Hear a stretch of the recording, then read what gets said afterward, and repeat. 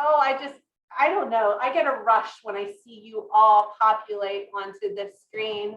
Hello there, hello there, hello there. Good to see you. Welcome to the March edition of Cooking with Bunyaad. Wait a little bit because a lot of people Yeah. are just too far. I'm gonna wait just a little bit as all of you have your microphones adjusting. Hello, Rebecca. Hello, Christine. Hello, Carolyn, Mary, Linda. I believe Judith is out there. There's Susan. Hello, everybody. It's great to see you. Wow. Now, I am going to keep everybody muted just so that we have really, really great connections. I'm with somebody new today. This doesn't quite look like my husband, does it? No, I know, Derek. What do you think? And we're on time. Oh, Yusuf's on the call too. I shouldn't have said that. Guys, it is great to see you. Happy spring or happy almost spring. I am Jenny and I'm Vanessa.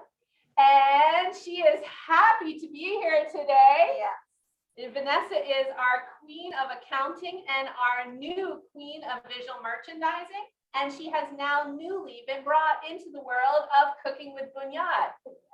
I'll tell you, she prefers being on the other side of the camera. So everybody, can we just have like a, yay, Vanessa, you got this. Yeah, see? Thank see? you. So we are with Bunyaad Rugs. How many of you know about Bunyaad Rugs? Raise your hand. Oh, excellent. So we are a fair trade rug company that works with over 850 families throughout 100 villages in Pakistan. Our North American office moved just recently from the Ephrata 10,000 Villages store in Ephrata, Pennsylvania, now to downtown Lidditz, Pennsylvania, which is only about 10 minutes away. But oh my goodness, it's such a delightful downtown district. It's walkable, it's shoppable, has all these cute little stores. And then this awesome little store called Bunyaad Marketplace. And we have a collection of any time of over 1,500 hand-knotted rugs from Pakistan, all made by fairly paid adults. And we are really tickled to also be carrying a whole retail store of our fair trade friends, like 10,000 Villages, Serve, Global Mamas, Equal Exchange, and Level Ground Coffee, of which you're going to know a lot more about by the end of today. So I am thrilled to have all of you joining us. It's funny, back when we started these back in June, oh, look, hey, there's Linda showing her Level Ground Coffee. You want to highlight Linda? Everyone see? All right. So back when we started doing this in June, we used to have to go through the welcome to Zoom. Now let's talk about some things about Zoom. I think after all of us have been on Zoom, you're all like Zoom PhDs, but let's just test. There are so many of you joining us. Can you tell us down in the chat where you're all coming in from today? And also, how in the world did you hear about today's cooking time? So Coburg, Ontario, hello, Derek. And Colorado from Eventbrite, excellent. Vancouver Island, British Columbia, St. Louis, Missouri, Pennsylvania. I love you get the newsletters. Lethbridge, Mechanicsburg, New York City, whoa. Rancho Palaveras, California, Atlanta, LA, California, Lancaster, Hagerstown, San Francisco Bay, Wilmington. Whoa, folks, I have to say, I know it's been a funky year. I know it's been a really weird year. But I think things like this, to me, have brought to guests all together in a way that I don't think we would have been doing if the pandemic would not have been. So thank you for all being here. Why in the world does a rug company have you into our kitchen? Now, I'm actually convinced that Yusuf, my husband, started this as a way that once a month we clean up our kitchen so that we're actually proud to have people in our kitchen.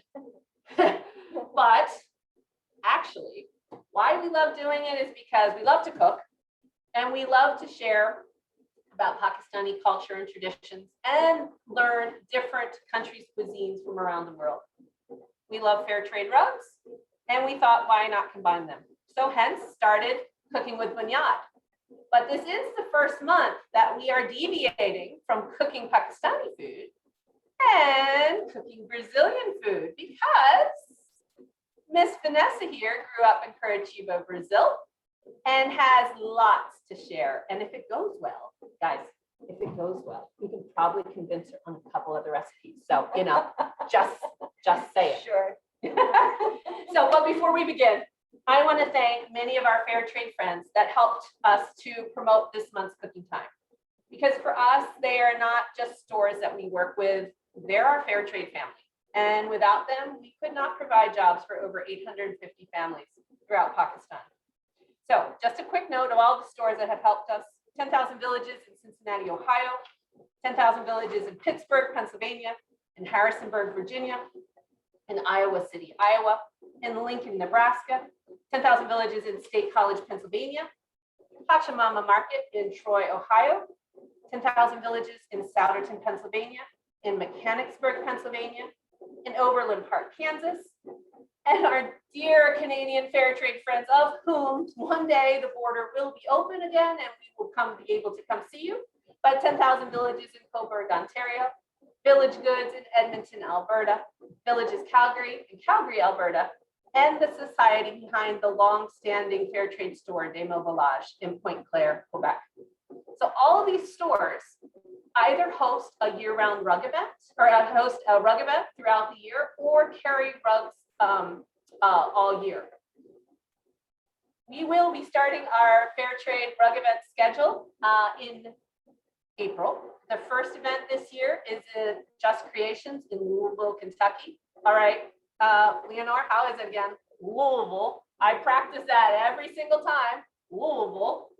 And then we will be heading on to all places that are safe to go with the COVID rate starting to drop. And we are hoping that to launch our Canadian rug events, with the first one being in Cobourg, Ontario, hopefully in May, depending on COVID rate. So it has been a hilarious year. It's been a tough year. But again, I'm so glad you're all here together so that we can continue to share the story of Bunyaad with you and with all your families. Now, this week or this month, we are especially excited to have a special guest with us today. We are joined today by Stacey Taves of Level Ground Trading Coffee Company out in gorgeous Vancouver Island, British Columbia. And he is going to be talking with us about their over 25 years of impacting small-scale farmers throughout the world through fair trade. So I'm really excited because not only are you going to learn how to make some really great cheese bread, you can't have cheese bread without like the perfect cup of coffee. So don't worry, by the end of today, you are going to be set for an awesome afternoon respite. Now, for some of you, you know we had a Pal de Queijo bundle. Let's be clear, we don't do this to try to sell you stuff. We do this to try to create community. But many of you came to us later and said, well, that's great, but like, do I need anything to go along with this recipe? Do I this, do I that? And so from comments of many of you, we started offering monthly bundles. So let me just show you what was in this month's bundle, because I know many of you have it in your house. We have one of our favorite packs of coffee, Level Ground Dark and Strong, the original, the one that I believe they have been hosting for the last over 25 years. We have some jam from FruitBot, an Eswatini product that it was a surprise jar of jam. Maybe you got mango, maybe you got peach and ginger, maybe you got marmalade, maybe you got mango, who knows, but all different varieties. We had a Kanta napkin, which is upcycled sari that we're going to put in our upcycled sari basket to keep our Pal de Queijo warm, because Pal de Queijo is good any which way, but when it's warm and fresh out of the oven, oh my goodness. So, all right, we have a big day today. Let's get cooking. But since Vanessa's cooking, I'm drinking. Any of you drinking something yummy? I have, oh, Derek, I see you're drinking. Yes, Judith, excellent. Oh, Gloria, excellent. So I am drinking a caipirinha. Caipirinha. Caipirinha. Yeah. Yeah. So my skill is not pronunciation. So you will learn that through this time. It is a lime muddled with sugar and then adding the liquor, but the sugarcane liquor called Pinga. pinga. All right. Incredibly tasty, incredibly yummy. I will send the recipe later for you. All right. So first, let's get baking. Let's first preheat your ovens to 350 degrees Fahrenheit or 177 Celsius. Vanessa, we are going to first mix up the dough. Tell us what we're doing. So we're going to start heating up the liquid with the salt. So let's get the milk. So you need your 1 cup of milk. 1 cup of milk. 1 cup of oil. Any type of oil you can use, whatever you like best. I see, so just a couple of things I see in the chat. Can you enlarge the picture? If you put it to, okay, it looks like that's been fixed. Great. They can Okay. double click on the picture. It will fix. Okay, beautiful. All right. If you have any questions, just put them in the chat. We are watching. Or Ju is watching. What is the temperature? 350 or 350 Fahrenheit or 177 Celsius. And then 1 cup of water.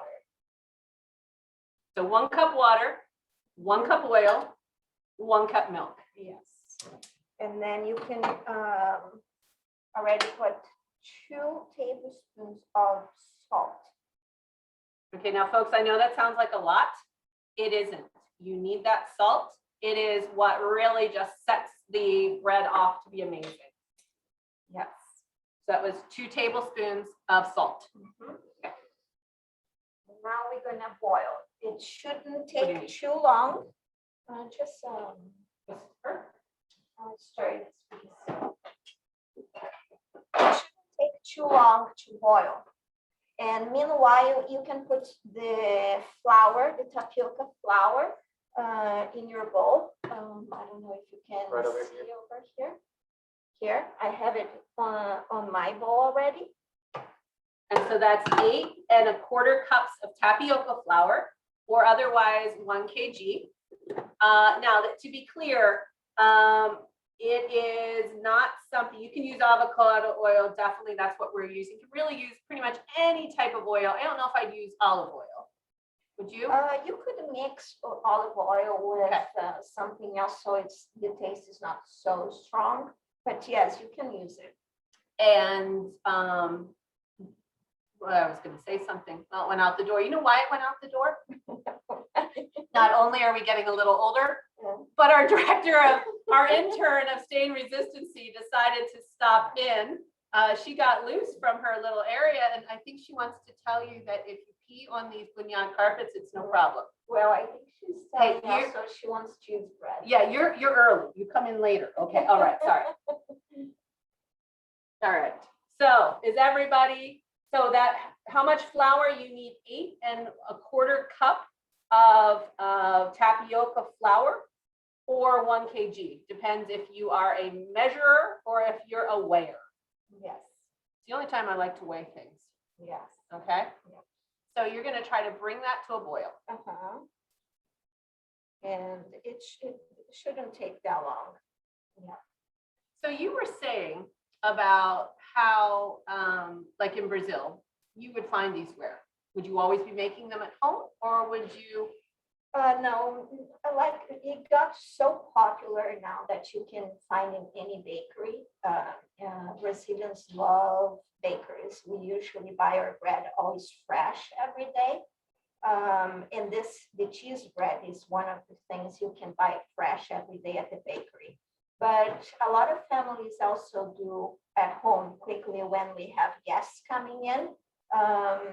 They can mix it up and do it in like 45 minutes is pretty much done. So it's something while they make the cheese bread, they make the coffee, and that's a perfect set for a get together with families or friends in the afternoon. That's what most people have. So some of you are asking, what's the difference between tapioca starch or tapioca flour? Not much. So I bought mine from Vitacost because I'm not going to many grocery stores lately. Vanessa bought hers from a local Brazilian grocery store, Bob's Red Mill, makes a really nice tapioca starch. I know Whole Foods does. Tapioca starch and tapioca flour is virtually the same, but tapioca, instant tapioca, pearl tapioca, no, not the same. You can mix this all by hand. Who said that? I just want to see how fast, how strong they're going to be.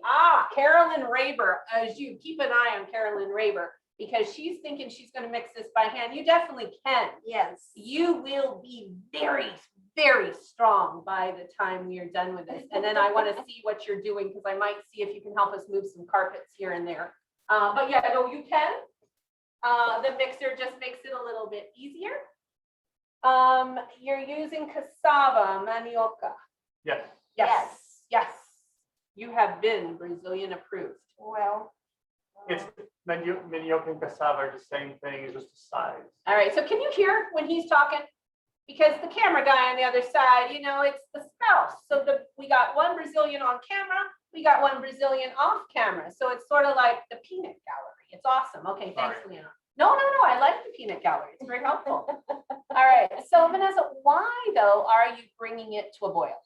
Well, it has to be super hot when we mix with the flour, because it has to give it that, what do you call, elastic consistency. So you have to have it in a very hot temperature to be able to do that.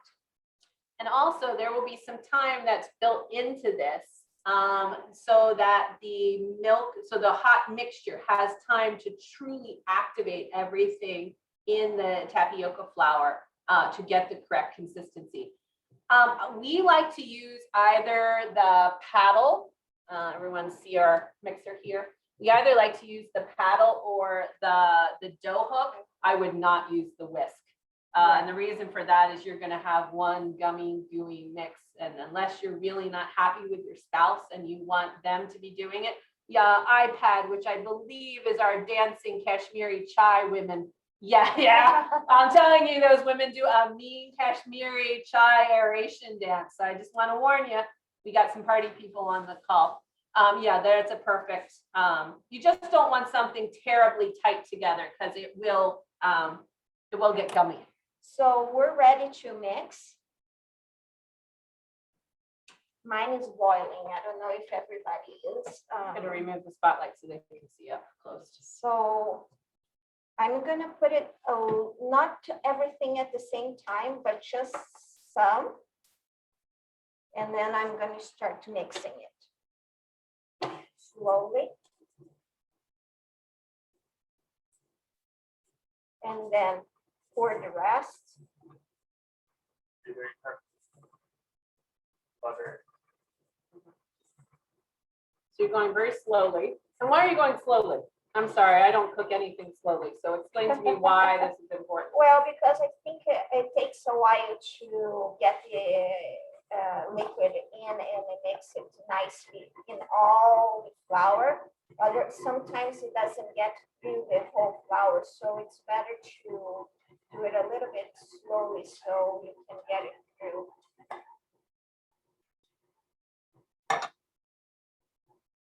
Now, Vanessa has perfected this recipe over her many years of living here in the US. One of her early versions of this recipe, which was incredibly tasty, she actually burnt out her KitchenAid mixer.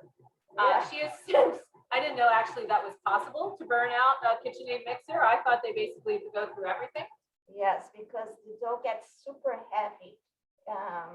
And I think I did push too much.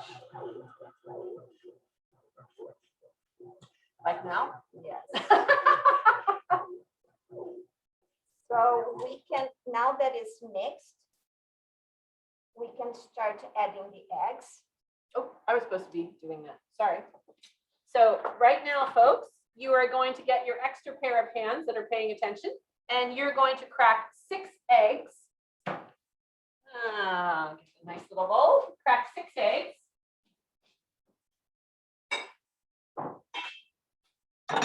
And add them one by one into your cheese bread mixture. Yeah. All right, so this is, may I crack one at a time or do you want them all cracked? You can put it here and I'll pour it. Woo, cheese bread, go on, Moose. Do you know that scene from I Love Lucy where Ethel and she were making sundaes? No, I gotta show you that scene. That's sort of how I'm feeling right now. Oh, really? Yeah, you know that, it's awesome. Anyone else know that scene from Ethel and Lucy where the things start going off the end of the assembly line when they're making sundaes? There you go. All right, 6 eggs cracked in. Oh, that definitely changes the consistency. Yes, now it's much easier to stir. All right. Yes, the chocolate candy wrap episode. Thank you. And I'm sorry, Christine. Yes, indeed. This does make cheese bread for the army. But I am here to tell you, even if you don't have the army at your house, it's okay because you can actually freeze the dough and be able to cook it later and just pull out exactly what you want for, let's say, your morning coffee or your afternoon coffee. So we usually make, I mean, there's only 3 of us at our house, only 3 at Shu and Vanessa's house, but we usually make the full recipe and then freeze some and keep some. I've actually even sent some down to Louisville, Kentucky, to the dear manager at Just Creations who missed one of our cooking times and said, oh, but I love that cheese bread. Can I please have some? And it made it very nicely all the way down and she put it in her freezer. So you can see the consistency here now. We can actually keep mixing a little bit longer. So it gets cooler sooner than later because it's much better if you mix your cheese when the dough here is not as hot as it is now. So in our case, because we're doing it online and we don't want to take it too long, we will do it as soon as we can. But if you let it cool just a little bit more, then the cheese doesn't melt inside of the dough. And when you bake it, it shows the consistency is much better because you have pieces of cheese on your bread. But in our case here, I'm not going to leave it cool that long. Well, but you're going to let it go for 4 to 5 minutes. Yes. Whipping like that. Yes. Now look, folks, you know I normally cook with Yusuf. And he's awesome to cook with. He's awesome to live with. Yeah, for any of you who are new, I married my coworker about, 18 years ago on March 22. You heard that, Yusuf. I remembered 18 years ago, March 22. You could say, okay, sorry, this is really corny. You could say we tied the knot. But it is hard for Yusuf not to be here while we are making this cheese bread because albeit Pakistani, he has turned into a massive lover of this cheese bread. So I just feel bad. Let's go say hello. Hey, Yusuf, are you there? You're on mute, sweets. Okay, I turned my, yeah. So somebody has to work and earn the money, Yes. earn the bread. Ha, ha, ha. Bring home the bacon. Well, yeah, somebody has to sell a few rugs at least. Hey, so will you just tell folks where you are? So I'm here at the Bunyaad marketplace store, where we have roughly 3,000 square foot of space where we have rugs and crafts from around the world, just like all over all the fair trade products that you see at other 10,000 villages or other fair trade store. But we also have the largest selection of rugs that are anywhere from little coasters like this to 1x1s and all the way up to 10x14. So we got this beautiful location ready for anybody to shop at, and especially online as well. So we have rugs that are made from hand spun wool natural dyes to very intricate high knot count Persian rugs that are anywhere from 500 to 1,000 knots per square inch. So there's quite a selection, but the difference is these rugs have the uniqueness of quality due to fair trade. Rugs that are very individually designed, anywhere from kilns to all the way to Persian with silk and wool combined. So there's a huge selection that these artisans create. Our program has been around for almost 50 plus years. So this is a well-proven product, folks. So if you're in the market for rug, you can go to bunyaad.com and see for all the rugs and check out any question you might also have. Well, I actually have then 2 questions for you, hon. Yes. Number 1, show them one of our best-selling Kamabashi dolls. Oh, yes. All right. So, and I want you then, okay, so you walk quickly. yes. Because our cheese bread dough is getting done, man. Yes, I understand. Cheese bread doesn't you're take very long. Here on cheese bread. Yeah. All right. So So show us, is Ruth there? Ruth All is right so here. Ruth She is is one of the our hottest best-selling selling. Kamabashi dolls. They're Yes. made by by artisans in Thailand. And then show us, Yusuf, some of our awesomeness level ground coffee display, because they're about to learn a lot more about good coffee. Yeah, we got such a selection of beautiful, very delicious coffees. And actually, I just enjoyed the medium and smooth this afternoon. It was an amazing coffee. I just finished my cup. And so very good coffees, high quality from the beginning to the end. Awesome. Well, hey, I know you didn't get any of the frozen dough with you because Yusuf, actually, we have figured out how to cook our cheese bread in the air fryer at work. We'll talk to you more about that. Yes. But hey, hon, you lock up the store now that the store is closed, and come on home. We'll have some cheese bread. Wonderful. I'm very anxious for some delicious cheese bread. Excellent. All right. Thanks, hon. We'll see you next Thank month you. in the kitchen. All Yep. right. All right. So everybody, I see lots of questions. So let me just clear up a couple of them so that I don't have anyone going, so your dough actually should look quite wet. Would you mind just highlighting Vanessa's hand here? So you can see Vanessa's dough is quite wet, quite runny, sort of like,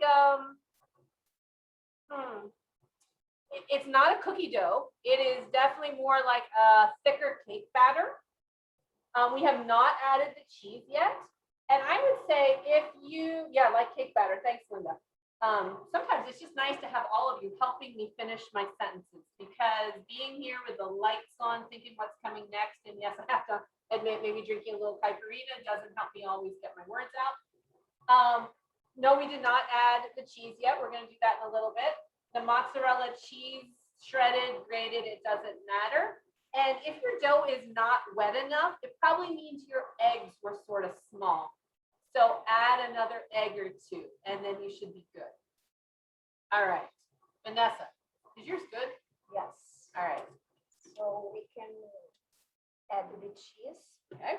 So it is time to add the cheese.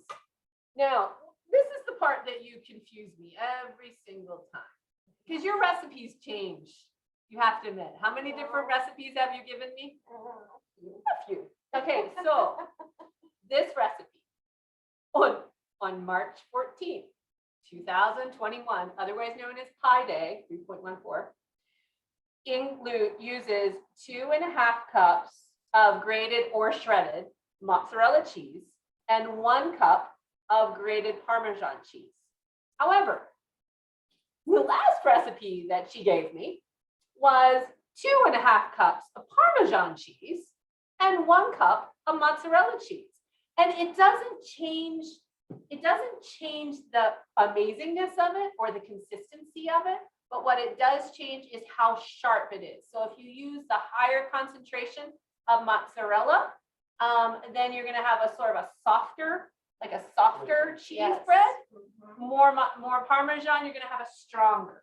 Yes, and you can use any type of cheese. Like I always say, the quality of the cheese and actually the quality of your eggs that you use it makes it a lot of difference on the taste. So fresh eggs or organic eggs will make a difference. But the cheese, you can use any type of cheese you like.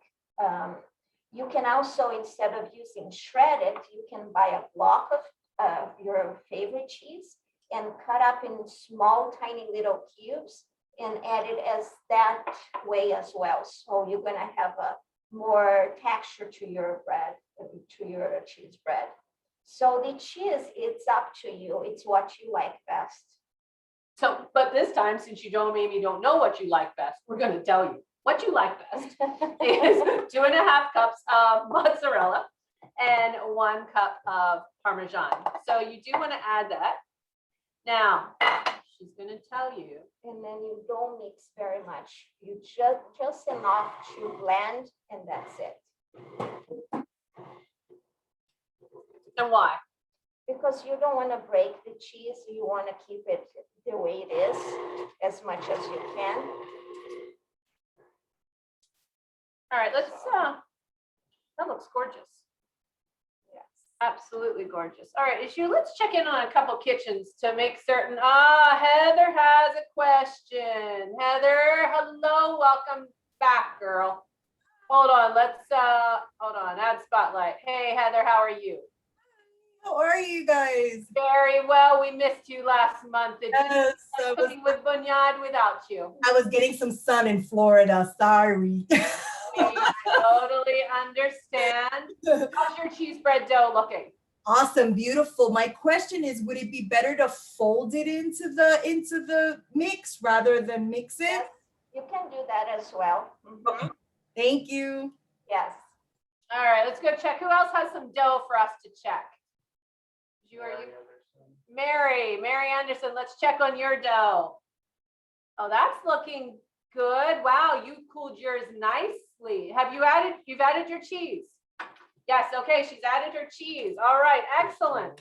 Let's check in Christine. Ooh, I like your red mixer. Oh, thank you. That's gorgeous. How's and I like your lovely Global Mama's apron too. Okay, so your Thank dough's you. looking really nice. Excellent. All right, Rebecca, we're coming over to your kitchen. Hello, how are you? Oh, sorry, you shouldn't have come into your kitchen. Ours is going well. We haven't added our cheese yet, though. Okay, that's fine. I see you've added a helper though for this month. That's Yes. really nice. The helper. Extra hands are always awesome. Do we have one more? Let's check Gloria. over with Leonore. You see Leonore? Glory, yes. All right, hold on. We're coming over. Oh, Leonore, that looks awesome. And we got something to go with it. Cheers. Ooh, nice. What are you? Oh, you made a caipirinha as well, didn't you? Mm-hmm. Awesome. Thank you, Cheers. everybody. Cheers to you. Wait, someone. And let's check in with Amanda. Oh, that looks real good. That looks good. Okay. And Gloria, I think, has a question, or she has a dough check. Oh, yeah, that's perfect. Gloria, don't worry. We have to just wait until, so the whole part, and this is, if you think we're just talking to hear ourselves talk, I have been accused of that. My mother said that a couple times. But the reason we are talking and wasting a little time is because we need this to cool down a little bit, because as it cools down a little, it will become firmer. And as it becomes firmer, it's going to be easier for us to form into balls. Yes. So Vanessa, you have some nifty little contraptions here. Yeah. You can use the cookie dough. Scooper? Scooper thingy. Scooper thingy bobby. Okay, scooper thingy bobby.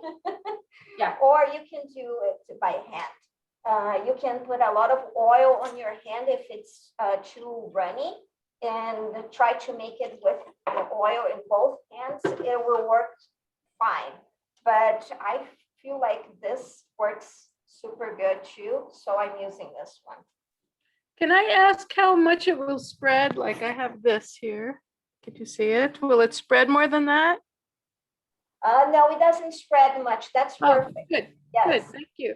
And Thank yes, you. Katrina, you can put the dough in the refrigerator for a little bit and it will firm it up even nicer. And this is where you really just have to gauge like how hot is it outside at your place? How hot is it inside at your place?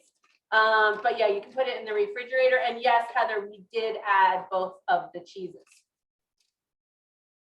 Okay, and Yusuf, if you are still on the call, just know you have about 25 minutes to get home from Lidditz if you want this hot cheese bread. I am on my way, There. sir. Okay, awesome. Okay, just so you know, heads up. Okay, size of the scoop. Excellent question, Mary. It can be ginormous and it can be small. Vanessa, tell me, Yeah. why are you making them so small? Well, I like it to eat this way, but there is a lot of people that makes them like double the size. I have it here. It's again, it's up to you. Get more hollow inside. You get more hollow inside if they're small? So They're what would bigger. be the traditional type of cheese that if you had access to it easily here in Lancaster County, Pennsylvania, what would you use? This size here. This No, will what be- type of cheese? Oh, I see. Here in the US. No, if you were with your mom making this recipe, what type of cheese would you have reached out to the grocery store? It's something similar to farmer's cheese, but with more kick. The taste, it's stronger. The texture is like farmer's cheese, but it has Sharper. more taste to it. A little bit sharper. Sharper. And in yes. Portuguese, you would call that cheese? We call, give me one I second. know, sorry. Hold on, let's go into our Portuguese moment, everybody. Queijo mineiro.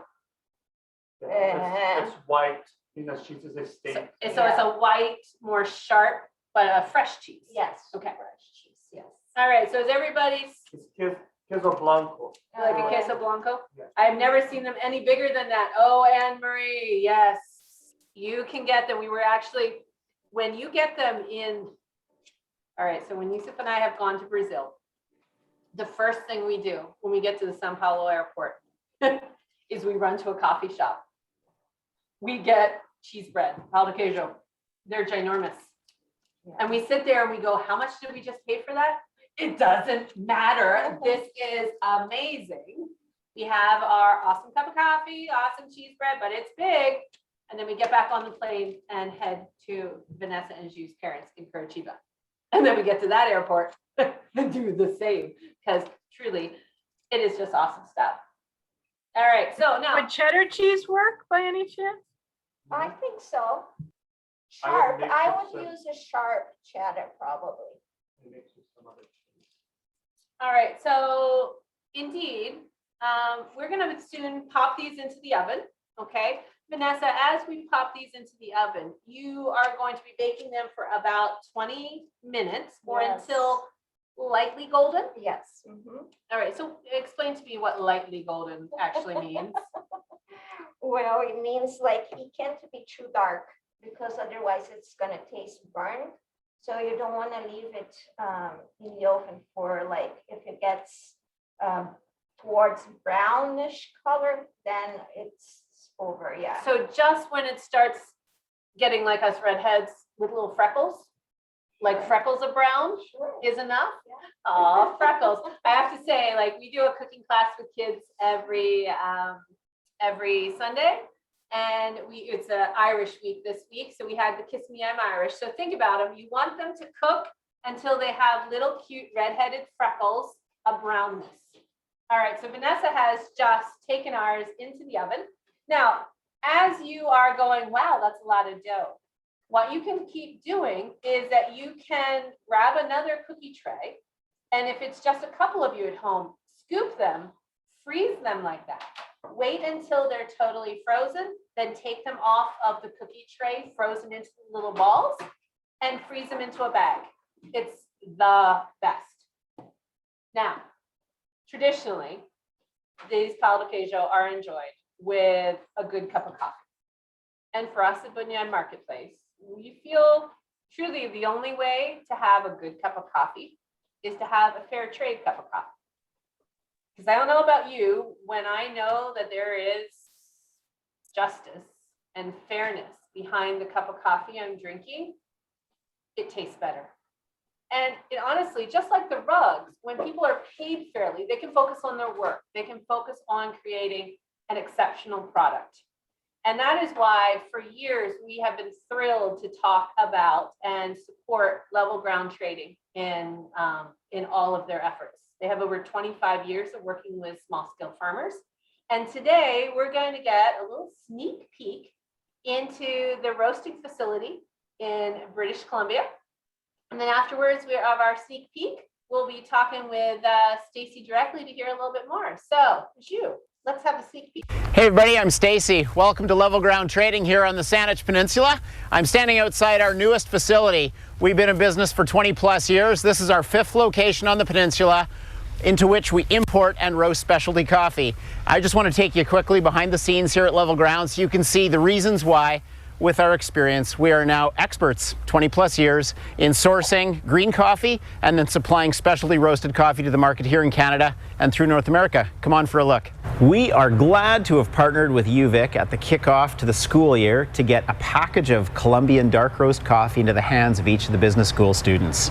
Thanks for the partnership. We hope you guys love this coffee. It represents our longest standing trade relationship. When we got going as a business in 1997, this was our first trade relationship in Colombia. So 23 years of history. It's normally been all about accessing education for kids from coffee farming families. So just like you guys are furthering your education, obviously farming kids around the world would like to do the same.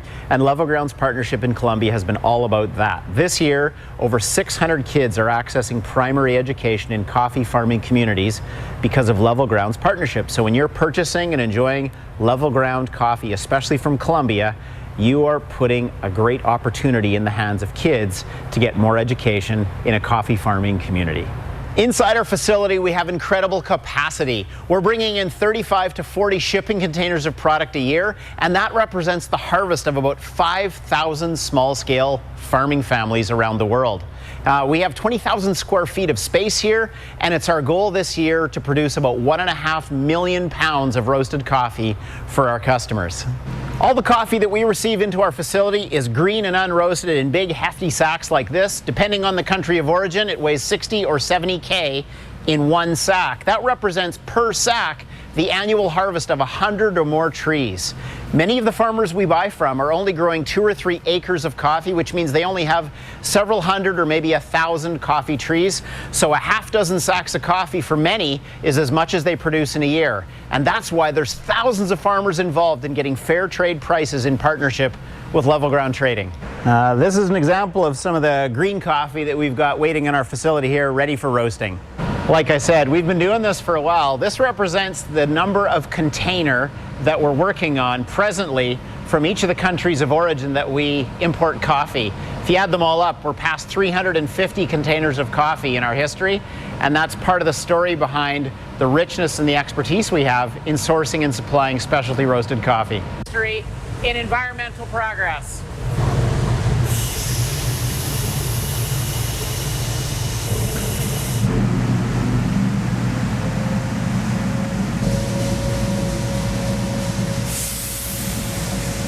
Our roasting process uses what's called fluid bed technology, and this is the conclusion of about a 13-minute roast. No moving parts inside the machine. Natural gas is used to heat the beans, much like a giant popcorn popper, with perfect temperature control so that the completed product is never burnt and it pulls out the best possible flavor that's inherent in the green bean. These are all examples of samples of incoming shipments of coffee. So this, for example, would be a sample of our 121st container of Colombian inbound coffee. So we're just setting up for a cupping here. We've got fresh roasted coffee ground in little bowls here. We're just adding it. Now we're just going to skim the grounds off, and then we'll be ready to cup it.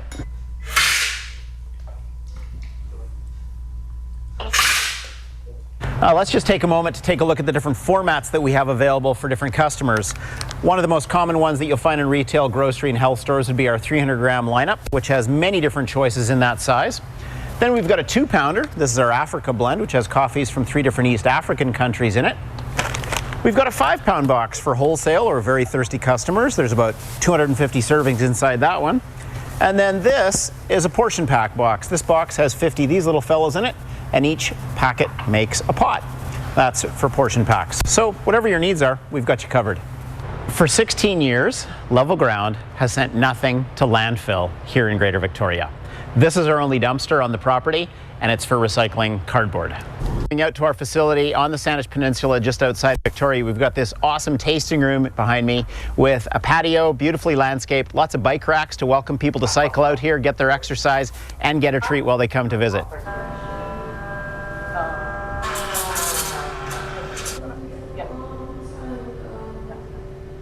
And our tasting room is open each day, and you're welcome to come on by for a hot or cold drink of your choice. All right.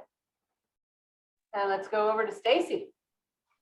And let's find Okay, well, Stacy. you guys can hear me now. We can hear you now. There we are. Hello there, Stacy. Hello, we're just getting the screen ready to share here.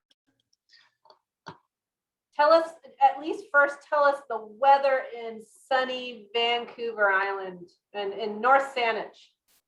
Well, today it's rainy Vancouver Island, but yesterday was sunny. It was probably pushing 55 or 60 degrees Fahrenheit. Hello to everybody out there who loves coffee, and especially friends who I've seen have joined from Canada, and all the folks at 10,000 Villages, which has been our longest standing partnership in trade in North America. It's always amazing to have fair trade partners like Bunyaad and 10,000 Villages. I have a few slides I've prepared for you guys. I just wanted to show you a little bit more about coffee, and hopefully that video, which is up on our YouTube channel, is helpful for you. We've got a host of different packages that look like this, and a variety of trade relationships now, primarily in Spanish-speaking and in East African countries. I didn't get to show you the outside of our facility, but I bet some of you have heard of a really popular tourist place on Vancouver Island. It's called Bunyaad Gardens. It gets over 1 million visitors a year, and when travel starts to happen again, if you ever take the ferries or the plane into Victoria and you go to Bunyaad Gardens, you're going to be within a couple hundred yards of our front door. So we're not easy to find just wandering around, but if you're going to Bunyaad Gardens, we're really easy to find. So that might be an excuse in the near future. By the way, I've enjoyed watching the cooking with you guys today, and I've made all the notes. And the first thing I'm doing when I'm done here is going home past the grocery store to get tapioca flour. And my kids are going to be very pumped because they just started spring break. And we were supposed to fly to Phoenix today to visit cousins, but obviously we're staying in Canada, so we'll make cheese bread instead. This is our staff pick, and we've got about 35 of us working outside our facility. We've been in business, just like Bunyaad has, primarily for the purpose of seeing producers do well. And so we've now this year got farming partnerships for coffee in 9 different countries, buying from 15 different co-ops, and in total, as I'd mentioned in that YouTube video, about 5,000 farming families. If you do go to our website at levelground.com, it's going to be completely remade, and we'll be uploading a brand new website within about 2 weeks. So you got the clunky old version for about 10 or 15 more days, and then there's going to be a lot more photos popping, a lot more how-to videos. We won't have Brazilian cheese bread recipes on it, but a lot of great how to make coffee videos on it. We did start it all out with Colombian, as has been mentioned. It's been 25 years almost. And I just wanted to give you a little bit of specialization to elevate your coffee game at home or wherever you are. We always want to be enabling people so that if you're at the party, you become the coffee specialist. That's what we try to do with our staff and anybody we rub shoulders with. If you were to do all the intel research that we have, and you looked at all the different things that people typically search for on the internet when it comes to coffee, it kind of bundles into 4 buckets: coffee and water ratios, how to store it and keep it fresh, how much caffeine is in coffee, and how to prepare coffee. And I'm just going to, in like 1 minute, give you a few tips. And when you come back to me one time later, probably after the cheese bread's out of the oven, I'll show you how I make coffee at home specifically. Here's the first thing to realize on coffee and water ratios. It doesn't matter whether you're metric or you're not. Just remember that water to coffee, your magic ratio to start with or experiment with is 17:1. Now, being metric generally in Canada, this seems sensible to me. And I was trying in bed last night to go, okay, how does it work in the States? Well, really simply, right?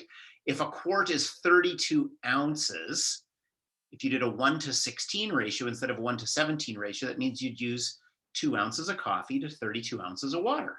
So you're almost at the 17:1 ratio.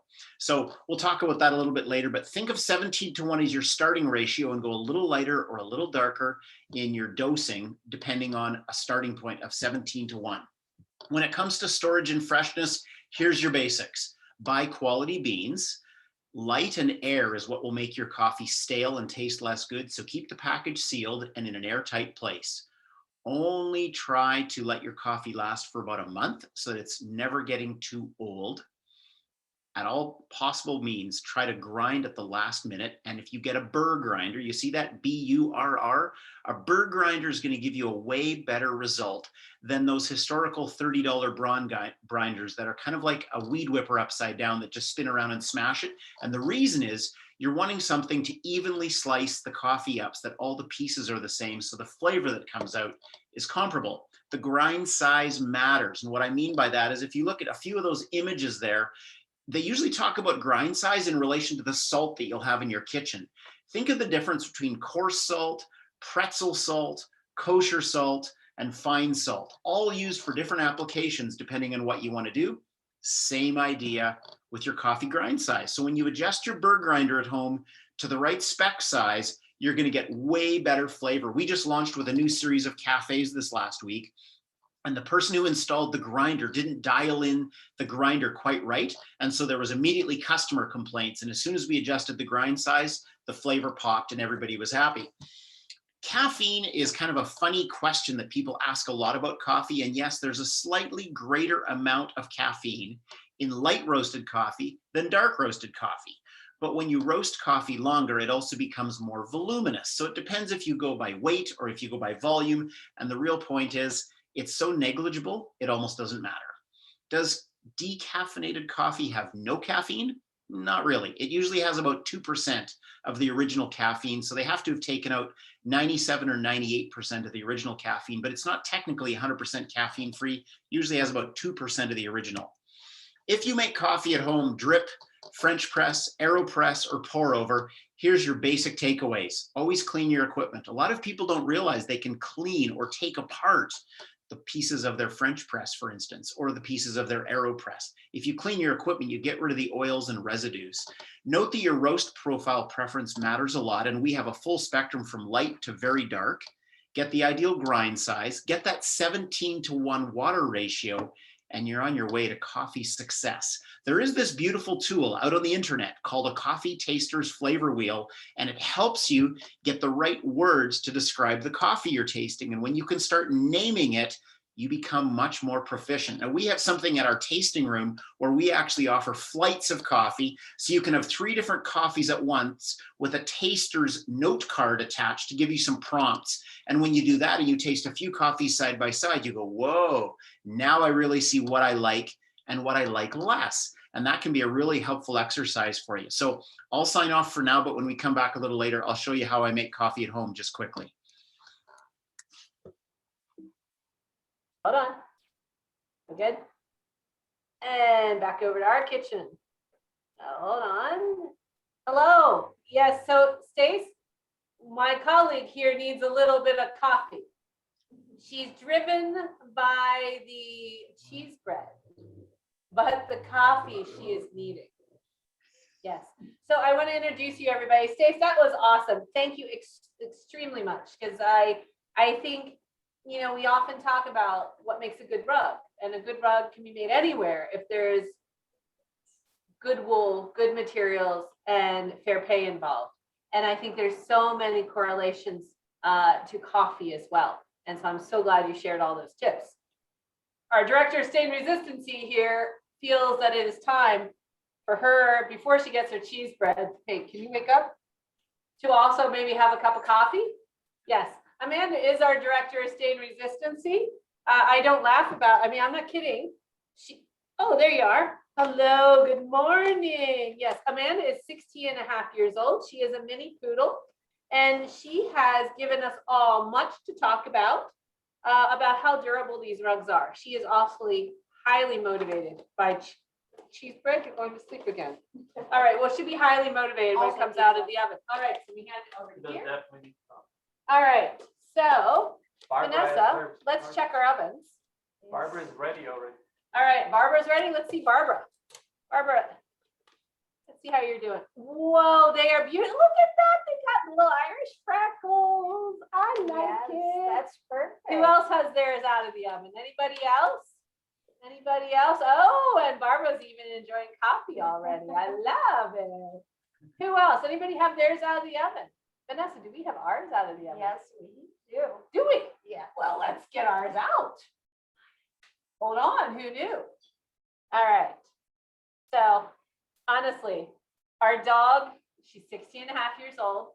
She's not motivated by very much, but when cheese bread is in the house, oh my God, she becomes like this puppy again. All right, everybody, can you see our cheese bread?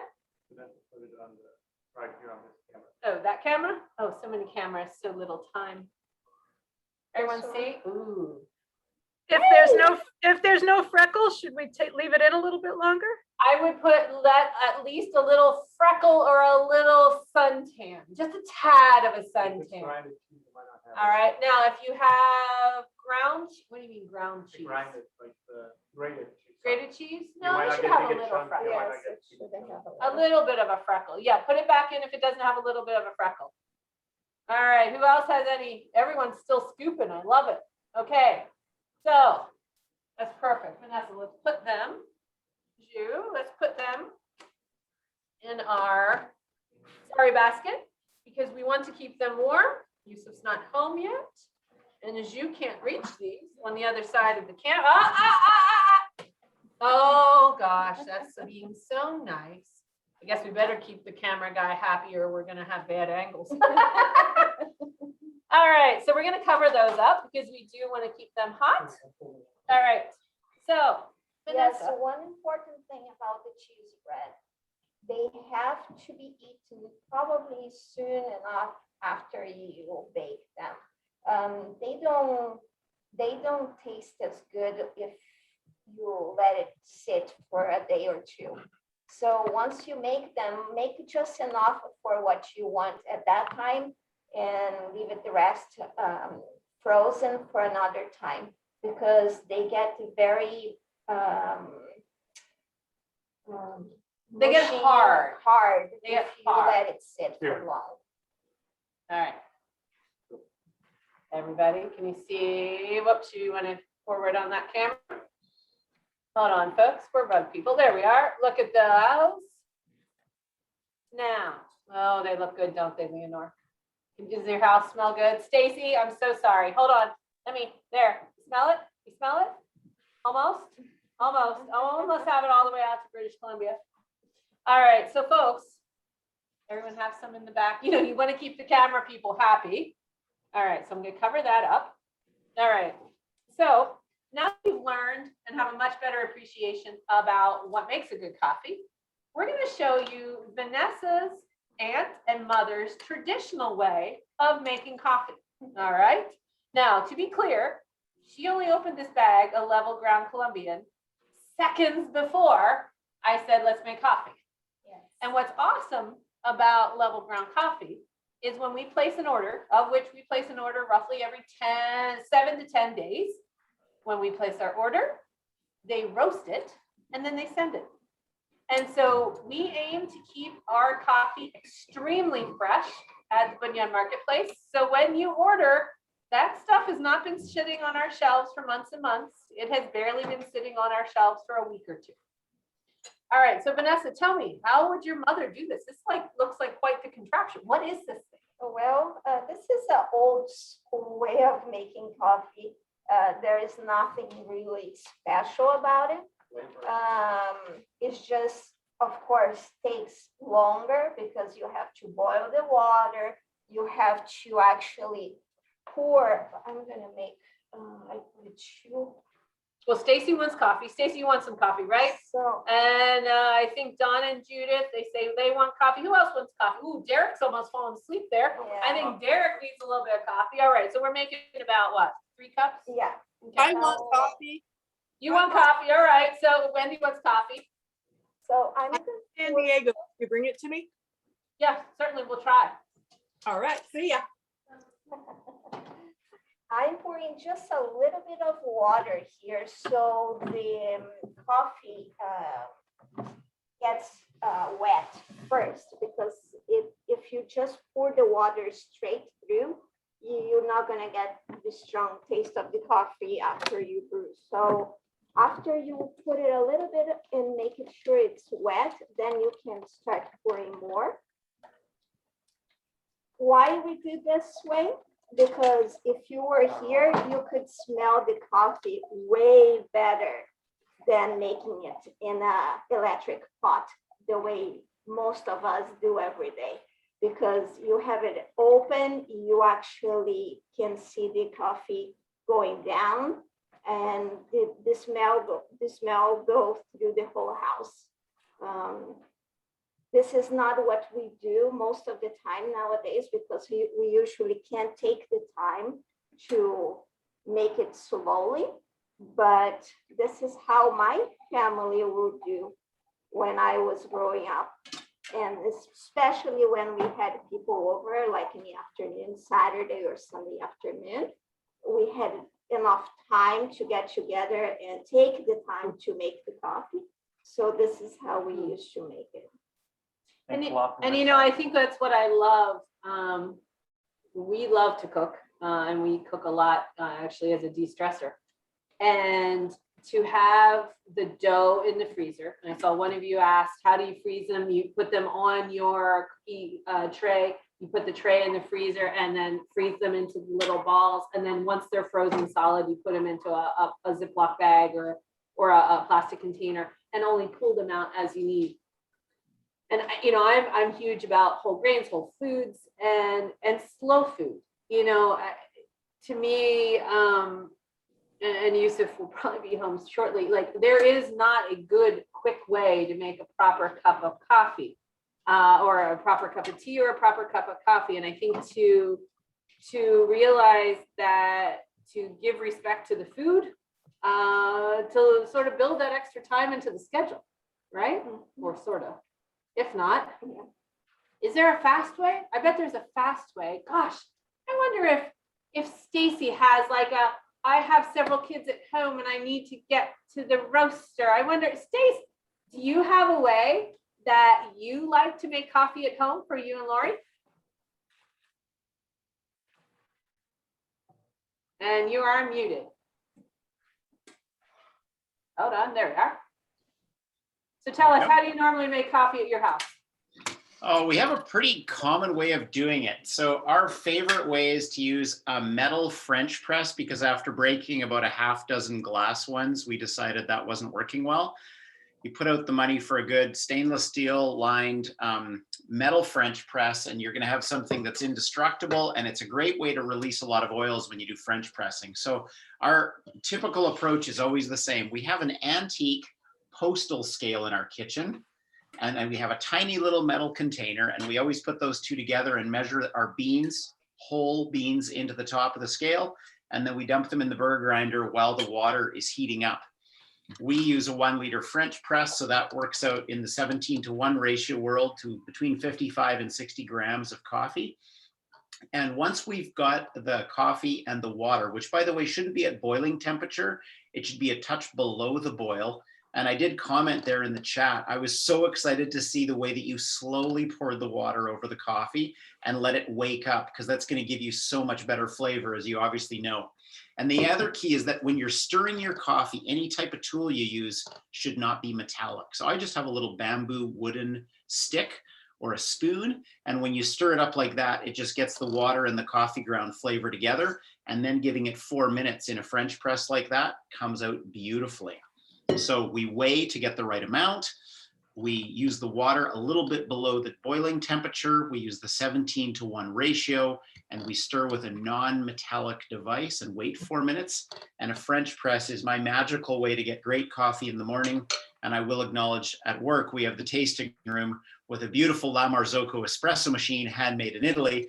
And that's when we get into the other exciting drinks that the baristas make for our staff. That's awesome. If we're asking to bake before. All freezing the right, bread. so let me just thank you, Stace, so much. It's nice to know You bet. how coffee aficionados make that proper cup of coffee. You know, because you're a coffee aficionado. Thank you. All right, so folks, you're still blooming your coffee. Yeah. Coffee blooms. Yes. That sounds perfect. Coffee blooms. All right, so folks, how many of you are getting yours out of the oven? Who do we have? Who do we have? Who wants to be at Marge? Barbara. Okay, I'll follow you, Sue. Here we going. Barbara? Barbara. Barbara has hers out of the oven with freckles. No, she's getting. Ooh, with Yes. freckles. They're beautiful. And Yes. Gloria, I see you have some. Mm. Gloria, March. they look gorgeous. All right, Marge. Mine turned out a little flat. That's okay. That's probably an egg issue. You just got to go find. I know Stacy has some chickens in his backyard. So if you go get some really super fresh eggs, that's probably where you're at. Stacy will Amanda. try to hook you up. Marge, do you have like a? Oh, they look good. Oh yeah. Does your house smell amazing? Amanda. Yeah, awesome. Amanda. Oh, Whoop, let's go. Amanda disappeared. Hold on, she was right there. How are yours, Amanda? Oh, they look gorgeous. I know you want to keep them warm. Sorry, I'm already eating. That's Rebecca. terrible. Rebecca, let's see how yours are doing. Oh, you're eating too. No? No, you're not eating? Ours are still in the oven. I'm Oh, sorry. okay, sorry. Heather. Do you want some? Here, I have some.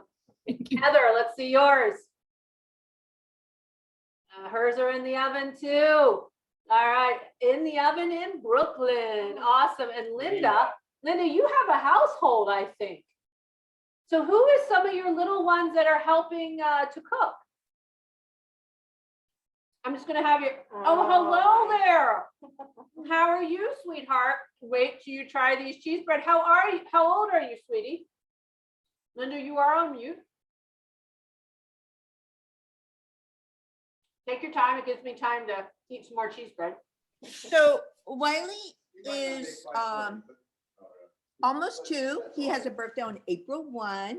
Oh, happy birthday. Yeah. Fantastic. And we'll wait till you try this cheese bread. You're gonna love it.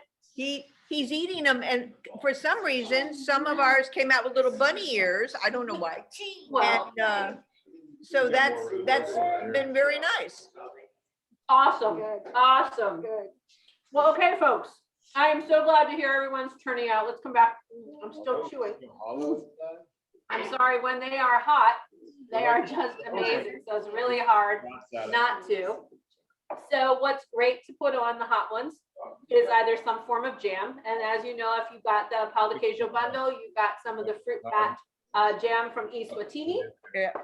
And what we also have is dulce de leche, which I talked to you about in the recipe. However, oh, Heather, hold on. Heather has gone forth and made some. Nice, Heather. Nice. That's looking really good. Okay, so here's the thing. Sometimes we have these great ideas about, oh yeah, we'll show them how to make dulce de leche during the time. Until we forgot about the sound that a pressure cooker makes. You know, that nonstop. And we thought, oh, that's not going to happen during our chat. So let us show you how to very simply make a dulce de leche in a pressure cooker. How many of you are easy with a pressure cooker? Raise your hand. All right, how many of you think you're going to blow up your house if you use your pressure cooker? Yeah, all right, I'll be honest with you. I married a Pakistani and I was trying to impress him. And I'm like, oh, I'm going to make some dal and rice. I'll pull out the pressure cooker, no problem. but I was raised in Lancaster County, Pennsylvania. Our view of pressure cookers is that we're going to blow up the house. And so my first time ever, I YouTubed years ago, watched how to use a pressure cooker, made a beautiful pot of dal and rice, and stopped being worried that I was going to blow something up. So we might actually have a class about like how to have you love your pressure cooker. That might be one of our upcoming ones. But to make the dulce de leche, it's incredibly simple if you have a pressure cooker. We are still, Vanessa poo-pooed my recipe without a pressure cooker, so we're still working on a good one that she's approved. So, but if you have a pressure cooker, take your pressure cooker, fill water about halfway. Now you have to cover the can. Yes, you have to cover the can.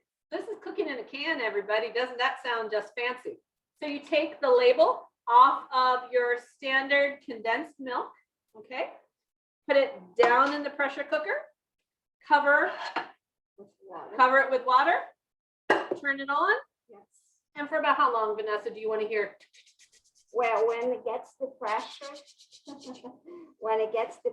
is about 20-25 minutes on medium temperature. And so then they get really excited. They open it up and they open it up. No, they can't. You can't open the can when it's hot. You have to let it cool totally. It has to be totally cool before you open the can. All right. Yes. Totally. Can you do that? Because I have to say, when you reprimand your kid, when she reprimands her kid at work, it's like this. I don't even, hey, I think I actually learned how to do it. Yeah. No. She doesn't move the rest of her hand. Yeah. All right. So she made some ahead of time. And do you want to show them the consistency of your dulce de leche? Yes. So, Gil, what camera can I use? This one right here? That one. So I'm cutting the cheese bread.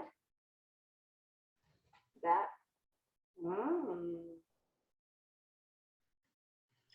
And this is how it looks like. Okay. So it's almost like a sticky peanut butter? Yes. Okay, sticky peanut butter. But much better than sticky peanut butter. Yeah, this is how it should look like. And it's very, very, very yummy. Excuse me, mister, I'm almost knocking over the lights. What are you here for? Look at this, everybody. Look who made it home in record time. Huh? Just the cheese bread. Just the cheese bread. Yeah, no. Okay, everybody. All right. So, now it's time for afternoon coffee. All right. So you have gotten yourself with your cheese bread. You know how to make a proper cup of coffee. You're going to be sitting around enjoying. And then what did you say? Did you say you're worried about someone dropping coffee on the carpet? No. We don't want to hear any of this when the kids are older or the dog is dead. Because I'm sorry, Amanda is 60.5 years old and she's here to tell you she is still young and she will be around for years. But don't worry about dropping anything on a Bunyaad carpet. And we just want to show you like quickly why you shouldn't worry. Bijou, show them why they shouldn't worry. Hey everybody, I'm Stacy. Welcome to Level Ground Trading here on the... Coming back. Take your time. Not that one. Rug making. There you go. A hand-knot Bunyaad rug goes through many hands and many steps. From spinning and dyeing the wool, to designing, painting, and translate the rug design into a written system called Talon, allowing the artisans to read the correct amount of knots and collars to tie into a rug. They start by setting up the loom with vertical threads called a warp. Artisans will then work on the rug, putting one knot at a time, creating rugs with hundreds of knots per square inch. One of these rugs can take up to 1.5 years to complete. Generally, one artisan will call out the design to everyone working on the loom, in an amazing synchronized knotting flow.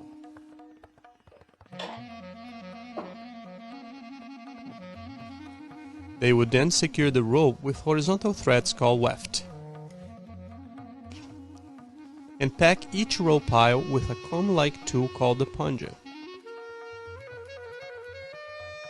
The rug is then cut off the loom and taken for cleaning. First, torching the back of the rug to get rid of the wool fuzz, and then washed several times with soap and bleach. This process alone will take several days to guarantee a nice, clean rug.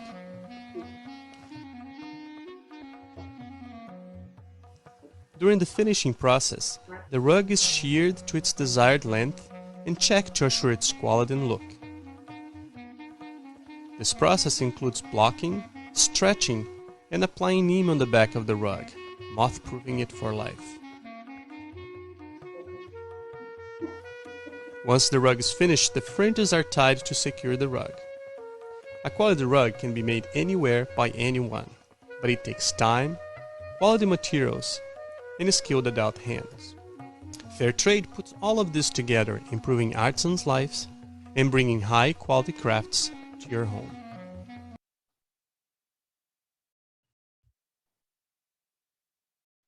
Back to us. And highlighting us. All right, so everybody, to be clear, this is our COVID bubble. Cheese bread does bring them all together, but please make certain that it's only bringing together those who are still in your COVID bubble. There's our public service announcement for the day. I hope you all had fun. We certainly did too. And obviously, as you can see, when the cheese bread is hot, it draws them all in. Huh, hi guys. Yeah, all sort of happy. All right, so do this. If you had a good time today, if you enjoyed the cheese bread, post something up to your social media and hashtag it cooking with Bunyaad. All right, what is hashtag? I totally get it. It's the number sign, which I'm sorry, when did it stop being the number sign? But okay, number sign, cooking with Bunyaad, Bunyaad. And we are looking for some really good photos, because if we got some good photos, we have a really cool gift for next month. Next month, we will be doing this again. We don't quite know where we're going next month, but it will be April 11th. It's always the second Sunday of the month at 4 p.m. Eastern Standard Time, or Eastern now Daylight Time. Oh my gosh, now the camera guy's even stealing. So everybody, I hope you had a great time. We certainly did too. So until next time, good office. Bye.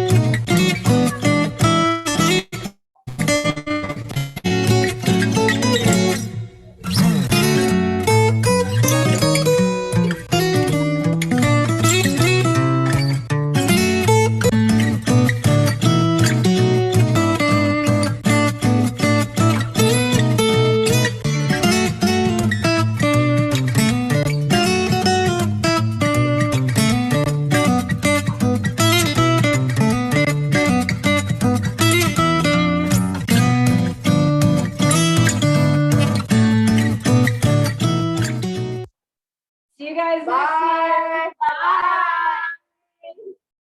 Enjoy. Thank you.